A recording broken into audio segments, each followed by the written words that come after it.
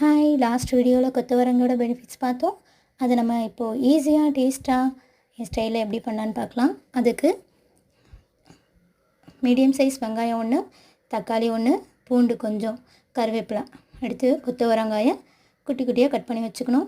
வானலில் கொஞ்சம் எண்ணெய் ஊற்றி கடுகு, உளுத்தம்பருப்பு, கருவேப்பிலை, பூண்டு போட்டுட்டு கூட வெங்காயத்தையும் கொஞ்சம் போட்டு நல்லா வதக்கி எடுத்துக்கணும். வெங்காயம் கொஞ்சம் நல்லா வதங்கின பிறகு தக்காளியை சேர்த்துக்கலாம்.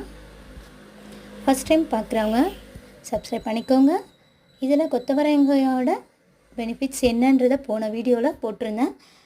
அதை இந்த வீடியோவில் சின்னதாக ப்ளே பட்டன் காட்டும் கீழே, அதை நீங்கள் டச் பண்ணிங்கன்னா அந்த வீடியோ உங்களுக்கு ஓப்பன் ஆகும். இப்போ கொத்தவரங்காயம் சேர்த்தாச்சு. கூட மஞ்சள், மிளகாத்தூள் கொஞ்சம், உப்பு கொஞ்சம் போட்டுக்கிட்டோம். கொஞ்சமாக பெருங்காயத்தூள் சேர்த்துட்டு, நான் கொத்தவரங்காய் கொஞ்சமாக செஞ்சுருக்கிறதுனால கொஞ்சமாக தண்ணி, ஒரு டம்ளர் தண்ணியை ஊற்றி மூடி போட்டு வச்சிடணும்.